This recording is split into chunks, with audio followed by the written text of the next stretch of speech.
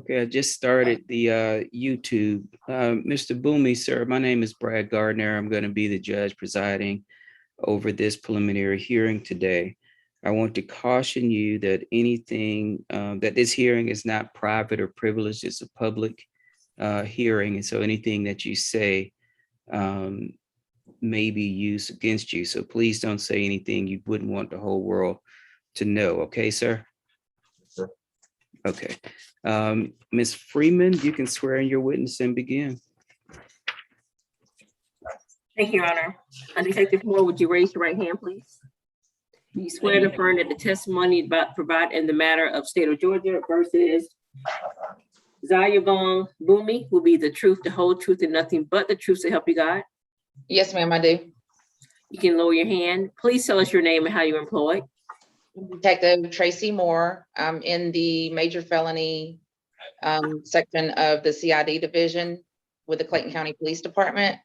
I am post-certified. I have been in my position for about 4 years, and I've been with the police department for about 8 years. Detective Moore, were you assigned the case to investigate involving Mrs. Zayavon Boomy? Yes, ma'am. So this particular case, was this a result of an alleged incident that occurred on October 1st of 2021? Yes, ma'am. And was this an incident that occurred at 6331 Tara Boulevard in Jonesboro? Yes, ma'am. What is at that location? Texaco gas station. Did you respond to the scene? No, ma'am. October 1st of 20, okay, where did you respond? I received the case and I responded. I got the case and I started investigating, like with some video that we had obtained and going and talking to the victim, Mr. Epitasio Corrillo. Okay. Where was the video obtained from? From the Texaco. Were you able to watch the video to get an idea of what happened? Yes, ma'am. Not exact. You could see the participants, you could see the car they pulled up in, but the actual incident happened behind the Texaco, between the Texaco and the Checkers. So the video did not cover the actual shooting, was not captured on video. Okay. And you said you were able to speak to the victim, Mr. Carrillo. Where was Mr. Carrillo when you spoke to him? In the hospital at Grady. And why was he at Grady Hospital? He had received a gunshot wound to the chest and to the, I believe it was his right leg. It might have been his left leg. I can check that for you. Yeah, it was his right leg. And was that a result of the incident that allegedly occurred at the Texaco gas station? Yes, ma'am. And what did Mr. Carrillo tell you that happened? He told me that an Audi pulled up and he recognized Boomy, Mr. Zayavon, who told him to get in the car.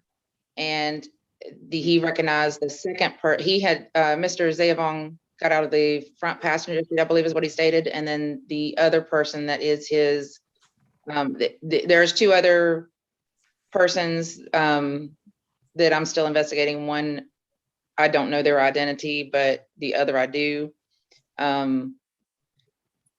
He advised that second person got out as well, and he was not sure who was driving, but he recognized Mr. Zayavon and recognized his voice because they were formerly friends.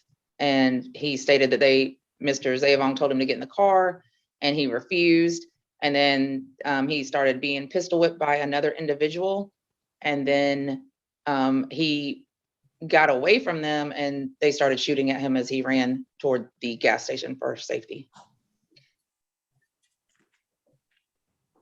Did Mr. Carrillo state whether or not he saw any of the individuals with guns before he ran away and as he was shot? Yes, he stated that the other suspect and Mr. Zayavon had firearms and he was not sure. He did not see the driver. He just saw that there was a driver, but he could not ID the person, and he doesn't believe the driver shot or anything. Two people were shooting at him.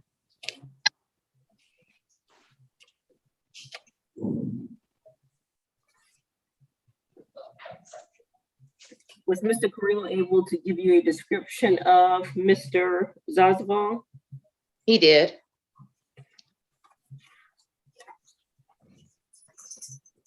With that description, were you then able to locate Mr. Zazavon? Yes, ma'am. Okay. What was, if you can recall, what was the description that he gave you of Mr. Zazavon? He actually stated that he was an Asian male, and he described him as like a slight build and short, I believe. And then he stated that he gave me his name. He knew his name, and he said that's his name is his name on Facebook. So I typed in that name into Facebook and came up with that account, and I showed him that account, and he stated that yes, that is Mr. Zayavong.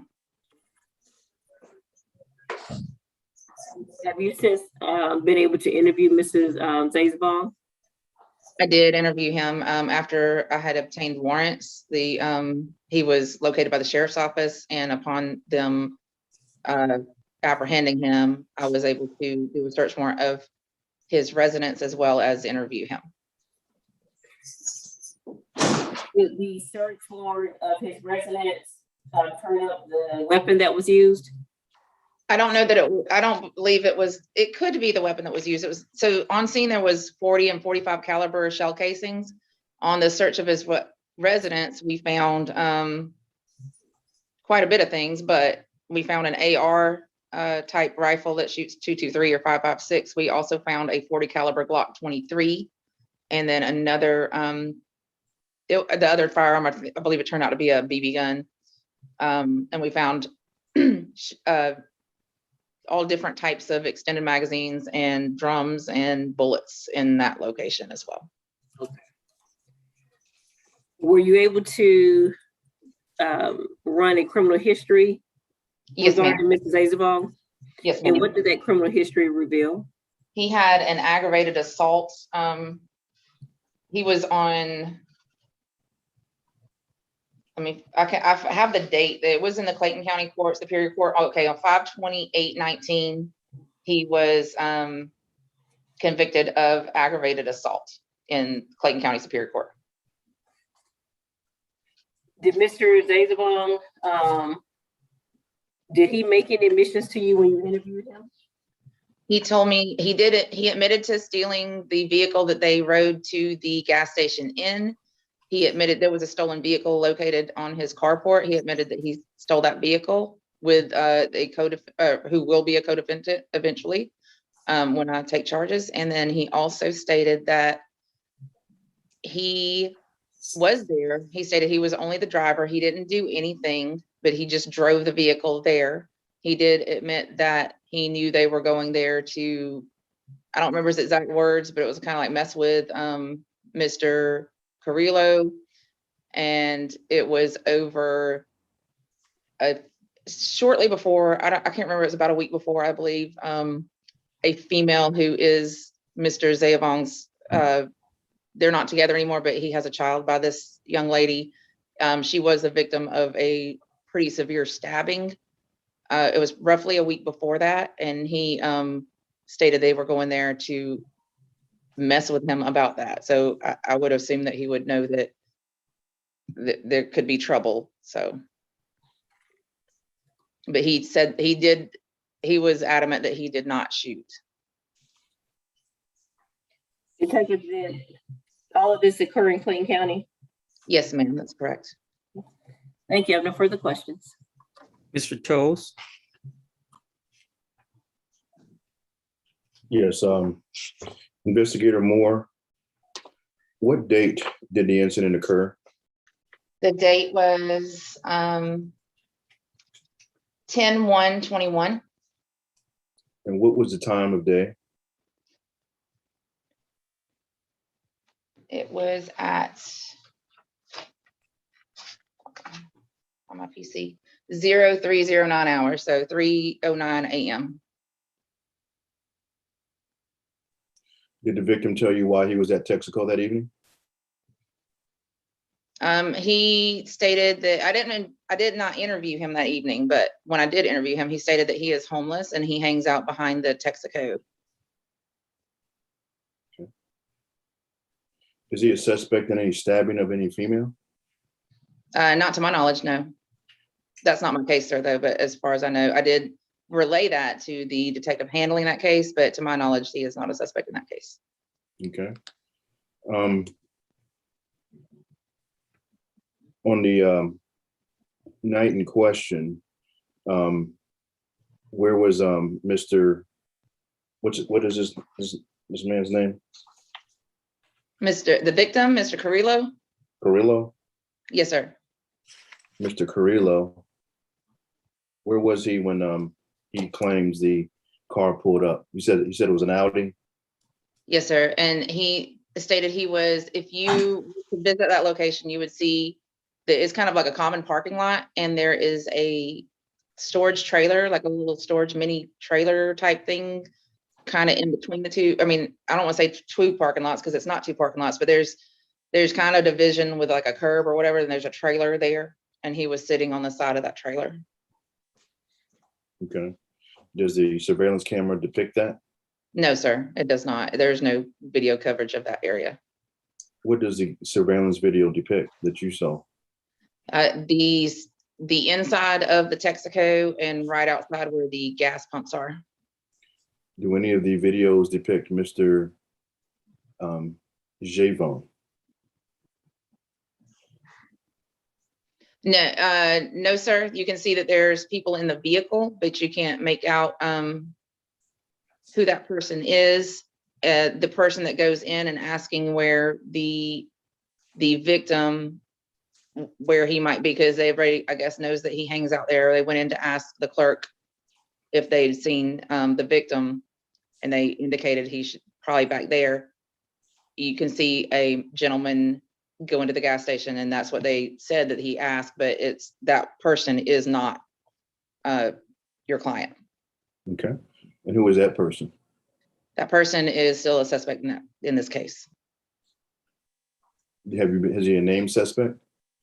I would prefer not to give his name. Okay. Does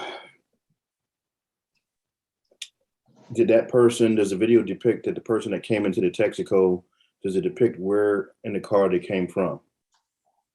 I don't recall, sir. I really don't recall.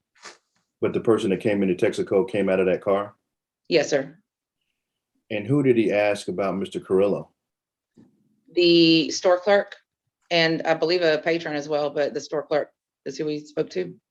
Okay. Did you talk to the store clerk? I did not. So the incident, when it occurred, the uniform patrol handled it. I'm not sure if anybody else went out, but I did not go out that night on that call. I was assigned this case after that. How long after the event were you assigned? I'm not certain, sir. I could get that information, but we have a new system that's called RMS, and all of that is digital, and I would have to go get my computer and go through a whole lot of information to try to ascertain that information. So I couldn't give you that directly right now. Okay, well, approximately how much time had elapsed between the time that the incident occurred, the time that you interviewed Mr. Carrillo? I would be guessing to answer, but it was probably in the next day or the following days, because it's a serious case. So they don't wait long to assign those, but it would have been assigned to me by a supervisor. So I couldn't give you an exact time and date, sir. So within a reasonable amount of time after the incident, it wasn't like a month later that you were assigned the case? No, sir. Okay. No, sir. In fact, it stated that you had actually encountered Mr. Carrillo inside the Grady Hospital, still being treated for gunshot wounds, correct? Right. Yes, that's correct. Okay. And so before interviewing Mr. Carrillo, did you ask him, had he had any conversations with anyone that might be giving him any information? Did he talk to anybody? No, I don't believe so. I asked him what happened. He was, no, I don't believe so. He was pretty still kind of sedated. So at that point, I interviewed him subsequently after that, but I was just able to get the name of your client as well as the street name of another individual.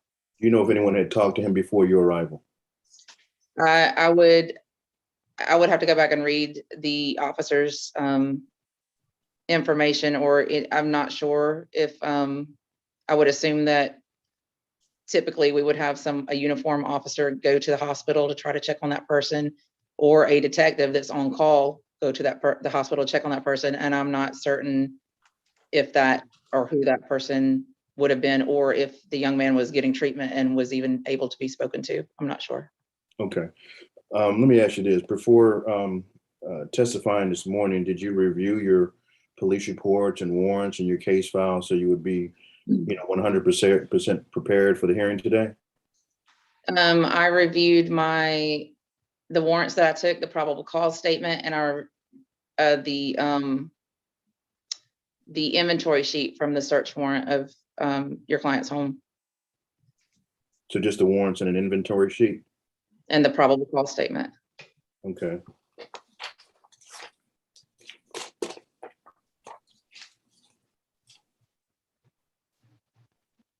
Are you able to tell us what your officers, any witnesses that they may have interviewed on scene?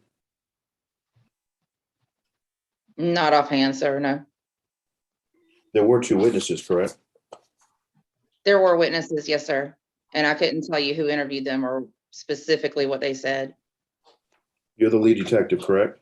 Yes, sir. Okay, so it's your responsibility to interview the witnesses in the case, correct? It's an officer is a officer or detectives. We don't necessarily interview everyone. The lead doesn't necessarily conduct all of the interviews, sir. Okay, do you know the names Frank Glaspie? I would have to, like I said, I would have to go back and read through a bunch of electronic supplements that in order to find that information for you, but I couldn't tell you offhand, sir. Okay. What about a Joseph Sanders? I couldn't tell you their names offhand, sir. Okay. All right, so you have not interviewed any of the witnesses that were seen, correct, including the store clerk? I have not. Okay, so essentially you interviewed Mr. Carrillo at the Grady. He told you it was Mr. Exavon, and from that limited investigation, you took out warrants for Mr. Javon? I could read you my probable cause, sir, but mostly based on his testimony and his identification. And that And that's all you relied on. In other words, that's it. That's it. A person that was sedated in the hospital, you said, was under the. If you heard me, sir, I spoke to him again after that when he was still in the hospital, but he was no longer just having been treated for gunshot wounds. So I did speak to him again. Was the vehicle an Audi or a BMW? I would have to, let me see. The vehicle that we recovered from your client's home during the search warrant was an Audi, and it was stolen, I believe, out of Sandy Springs recently. The vehicle that we saw on the video was a BMW. Okay, so the vehicle that was at his home had no connection to this case, correct? No, it did not. None of the weapons that were found at the home during the search warrant had anything to do with this case, correct? It's possible because one of the firearms was a 40 caliber, and there was 40 caliber shell casings on scene, as well as 45, but it has not been tested at this point. So, and since I don't have any results from the GPI or anything, so I can't say that it was or was not that weapon. Okay, so nothing's been confirmed, correct? You're correct. All right. Did you actually find, you actually found the weapon and a weapon with a similar caliber in his home? The Glock that was found in the home was a 40 caliber, sir, and there was shell casings for a 45 and a 40 on scene. Okay. That's been sent off to the Georgia Crime Lab, correct? I don't believe I've sent it off yet, but it will be. Okay. Any other evidence that you recovered at the home of Mr. Javon? I could read you the entire inventory sheet if you would like. Well, that's relevant to this case that would show that he participated in shooting Mr. Carrillo. The weapon, and we have his cell phone waiting to be ripped. And I think that that's probably all that would actually be relevant to this case. Okay. After you got a warrant, you said that Mr. Javon was arrested, correct? Yes, sir. And you went to go visit him in the Clayton County Jail? No, sir. He was, after he was apprehended, he was brought back to our headquarters for an interview. Okay. Was he read Miranda? Yes, sir, he was. Did he sign a Miranda form? Yes, sir, he did. And you said he agreed to speak with you, correct? Yes. Okay. You stated that Mr. Javon, even after being read Miranda and being advised that he has a right to an attorney during questioning, elected to not have an attorney and spoke with the police without an attorney? Yes, sir, that's correct. Okay. And during this conversation, Mr. Javon, without an attorney, told you that he was actually there the night of the incident? Yes, sir. Okay. Did he tell you that he had a gun? I believe he said that he did not, and he named his two co-defendants as the shooters. He indicated that he was driving the vehicle. Okay. So he did give you names of people that did the actual shooting? He gave me not actual names, but their street names. Okay. And what again was the motive stated by Mr. Javon or anyone else for shooting a homeless man at Texaco? That a female that is the mother of his child, they are no longer together. I'm sorry, if you could use their names rather than pronouns so we can kind of keep track of who you're talking about. Okay, so I'm sorry if I'm saying his name, or I've been saying it Zayavong. Can you refresh my? Yeah, you stated I'd asked you about the motive, and then you started saying how I pronounce it is Zayavong. I'm sorry if I'm saying it wrong. I don't know how to object at this point. Detective Moore has gone over this issue, regardless of whatever motive there may have been for shooting Mr. Carrillo is irrelevant for purposes of probable cause. Judge, the state had brought that up and opened the door, so I believe I can sift that out through cross-examination as to what the motive. They were the ones that brought out that there was a motive about some female, so they've opened the door to that. So I'm just sifting out to get the exact motive, if there was one, for the shooting of Mr. Carrillo. Okay, I'm going to overrule the objection. Detective Moore, to the extent that you can provide a response to his question, please just answer the question as directly as possible. And just for the record, I just want to say, I didn't ask Detective Moore anything about a motive. When I asked her about the statement given by Mr. Zazavon, and if he made any admissions, she stated what he had told her. But I never asked anything about any motives. I just want the record to be clear. As I understand the testimony from Detective Moore, she said that they were going to I forget the phrase that was actually used, but to the extent that they were going to mess with or bother Mr. Carrillo. Right, that was based on his statement. That was not, I did not ask any questions about what a motive was or anything. I asked her what was his statement. And so I just wanted the record to be clear, because I know Mr. Toll says the state opened the door, but it was Detective Moore was answering my question about any admissions given by Mr. Zazavon. Okay, that's fair. And to the extent that my ruling is really based upon the answer that was provided, this is not going to be like a 30-minute discussion about the alleged stabbing of this person, but I think it's fair to ask a question or two to clear it up. Okay, thank you, Your Honor. Yes. Your Honor, I need the question repeated, but may I also add that the stabbing of this female is still an open active investigation. I would not want to name her name, and my case is still an open and active investigation, and I would prefer not to name the other persons of interest in this case. I'm not asking for names. I'm just asking. Mr. Zavon had stated that this had something to do with a stabbing of a female. I don't need to know the name. I'm just trying to get the name of the relationship of why this might have been an important issue for Mr. Zavon or anybody in that car that he may have named. So that's what I'm just trying to flesh out. No, I understand. And Detective Moore, you previously stated that you did not want to name the person, and Mr. Tolles didn't push you on that. So just please, if we can get to just repeat the question so that Detective Moore can respond. Yes, when you interviewed Mr. Javon, he had mentioned that they went there to mess with him because this might have had something to do with a female that was getting stabbed.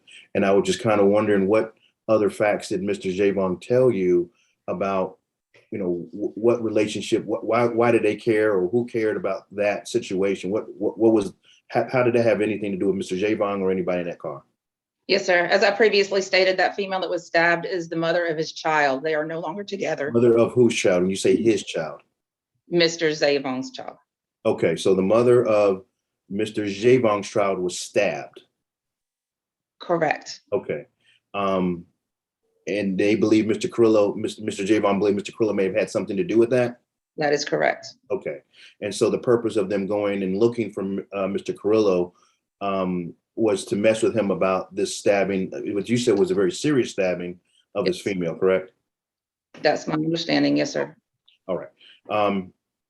Okay, so he stated that he was the driver of this car, correct? Yes, sir. That's what he stated. Okay. Yes. Did Mr. Javon ever stated that he got out the car? That's kind of a long interview. I can't recall if he did state it if he got out of the car or not, but I know that he stated that he did not have a firearm and did not shoot. Okay. Did Mr. Javon stated that anybody got out of the car? Yes. Okay. And without telling us their names, because I understand it's still an active investigation and I don't want to impede that. Was it only 2 people that got out of the car? I believe that's what he stated. According to Mr. Javon? Yes, I believe that's what he stated. Okay. Did Mr. Javon tell you that they got out with guns? I believe he stated that he knew one of them had a gun and he did not know the other person had a gun. But again, I would have to, that's a pretty long interview I would have to watch the interview immediately before this hearing and to be able to answer every one of those questions. Based on your recollection, did Mr. Javon witness a shooting? Did he say he actually witnessed Mr. Carrillo being shot? I believe he did. And I believe he named one individual as the primary person. Did he say where the shooting took place? Exactly where it was stated, that in the parking lot at 6331 Road, or Texaco is what you would commonly name it as. Okay. All right. Now that is inconsistent with what the victim told you, because he stated that Boone May was the front seat passenger, correct? Correct. And that a COVID was the rear seat passenger, correct?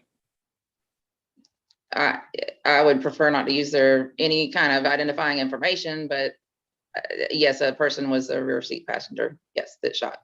Okay. And that Mr. Carrillo was not able to get a good view of the driver, correct? Correct. Okay. Now, were any of these people wearing masks? I believe he did say they were. I know that the person who went into the gas station was wearing a mask. Okay.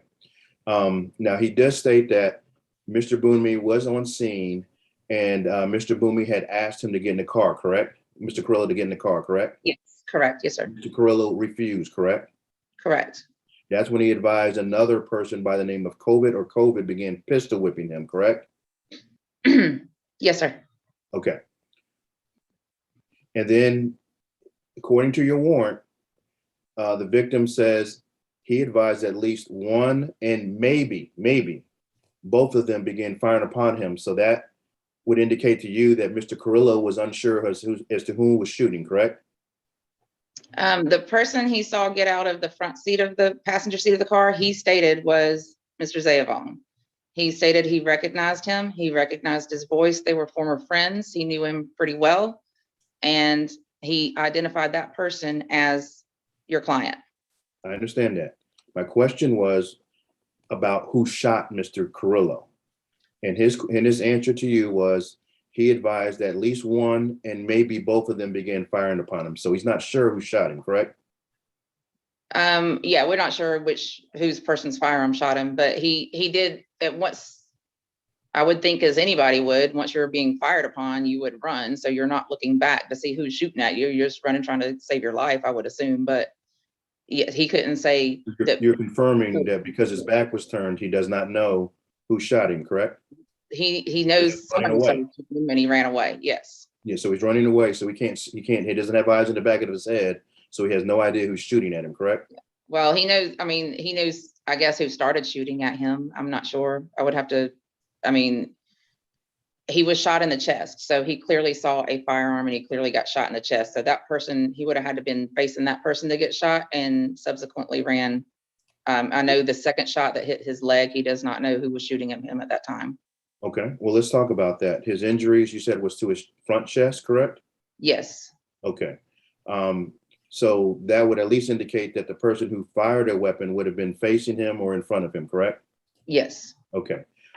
Nevertheless, with even him facing the shooter, he still advised you that maybe both of them or at least one of them shot. So he still doesn't know, even with somebody even facing the shooter, he still doesn't know who shot him, because that's what he told you, correct? You can't change his statement, correct? No, he said that he said he began getting shot at and he ran, and he doesn't know if one or both were shooting at him. Okay. So Mr. Carrillo cannot tell you who shot him. He never told you, Boone May, I saw him fire a weapon and he shot me in the chest. Never told you that. No. Okay. All right. And none of this is depicted on any, I guess, camera at the Checkers or the Texaco or anywhere else as to who might have been firing, correct? No, sir. The cameras at both locations don't cover that area of the parking lot. Okay.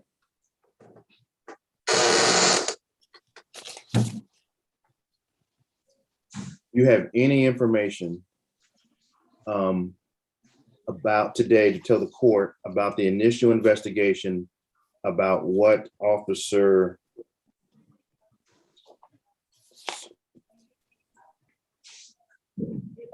Christian, what his investigation was?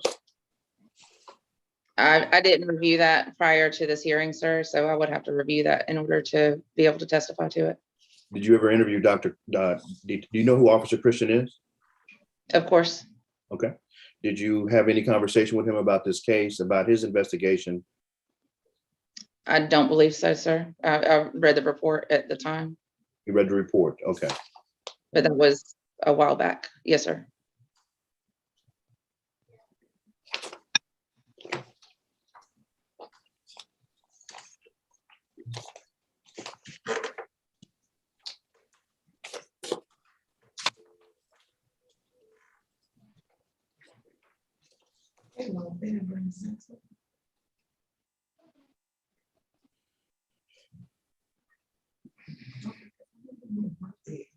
Judge, that's all I have for now. Thank you.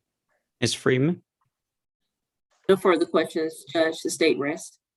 Okay. Let me ask a question, Detective Moore. The last question regarding the witness's statement as it relates to Mr. Zayavagon.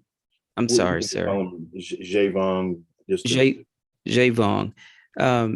Mr. Toll's last question around that issue was kind of limited as to the witness seeing who shot him in the chest, and your answer was no. I thought earlier your testimony, just as to relating to shooting in general, not just specific to the chest, was that Mr. Carrillo believes that Mr. Javon was one of the persons that shot at him. Is that correct? That's correct. Okay. Any further? I'm sorry, go ahead. I was just going to add that once he got shot or people began shooting him, he took off running is what he indicated. So he wasn't looking back over his shoulder to see who was shooting. However, 2 different kind of shell casings were found on scene, which would indicate there's 2 different shooters. And the 2 people that got out of the vehicle, according to the victim, are the defendant here today and another individual that I'm still investigating. So. Okay. Okay. He did see a firearm in that other individual's hands. He didn't see a firearm, but I don't believe he stated that he saw a firearm in the other person's hand, but I believe he just knew that more than one person was shooting at him. But it was definitely indicated by the scene having two different kind of shell casings that two people were shooting at him. And he definitely ID'd the defendant as being on scene, and the defendant himself put himself on scene. So he was part of this. And I have no reason to discount what the victim said, because he's the one that ID'd this person himself. So. Okay, Ms. Freeman, do you have any follow-up based upon my question? No, Your Honor. Mr. Toles, do you have any follow-up based upon my question? Yes, I do. You had testified earlier that you had reviewed a surveillance video where you said two people got out of the car and went into the Texaco, correct? No, sir. I said one person got out of the car and went in the Texaco. Just one? Yes, sir. Okay. That person was not Mr. Javon? Definitely not him. Okay. Okay. And again, the statement that he gave you was that he advised at least one and maybe both of them began firing upon him. That was the statement he gave you. Correct. That is correct. Okay. All right. Thank you. Okay.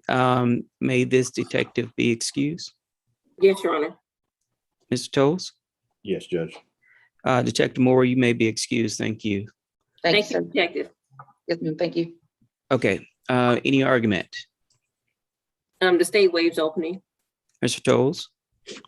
Judge, I would argue that the evidence at this time is incomplete.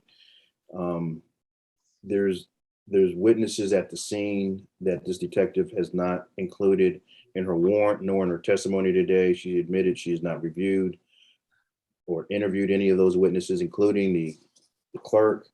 She's not talked to Detective Christian, who was the first person on scene. It just appears to be incomplete. We do know that Mr. Javon has put himself there. However, even the victim has even stated that only thing he could say was, well, it could have been him because he was there. That's insufficient probable cause to say that he shot him. And so if all he can just say was people were shooting and I ran and I got shot in the leg and I got shot in the chest, but I can't definitively say that Mr. Javon did that or directed anybody to do that, then probable cause is insufficient at this time. And we will accordingly ask that the warrants for aggravated assault be dismissed. Thank you. Ms. Freeman? Thank you, Judge. We're asking that all charges be bound over to Superior Court. We believe that the testimony provided by Detective Moore is more than sufficient to establish probable cause based on the video, based on the interview of the victim who placed Mr. Zazavong there, who he stated that he saw him with a firearm. He knew that he got out of the car, and he knew that once shots started being fired, he ran and he was shot. So we believe that there is more than enough evidence for probable cause for the aggravated assault. And then we also heard the testimony that of Mr. Zazavong's prior conviction from Detective Moore. So we were asking that all of the charges be bound over. Okay. The evidence was kind of choppy as it was coming out, as I heard it from Detective Moore. But I'm going to find that the low standard of probable cause has been met in this particular case, primarily based upon Mr. Zazavong being at the scene in the testimony that Mr. Carrillo identified Mr. Zazavong as one of the persons who got out of the vehicle. At this stage, it's not, if we were at a beyond a reasonable doubt standard, there may be some serious questions as to whether that standard would be met based upon what I heard, but we're not dealing with that standard today. So I'm going to bind over the aggravated assault, the possession of a weapon during the commission of a crime, possession of a firearm by a convicted felon, and reckless conduct. I'm going to bind those charges over to the Superior Court of Clayton County. Thank you, Judge. Is there anything else on this case? Judge, I think that's all we have. Okay, Mr. Zazabong, sir, you may be returned back to your part. Stay in contact with your lawyer. I think that was the last case, Judge. Um, What did you want to do with Mr. Norfolk? Yeah, that's what I was going to say, is that I haven't heard from the lawyer, so we're going to have to continue him and And we're still on YouTube.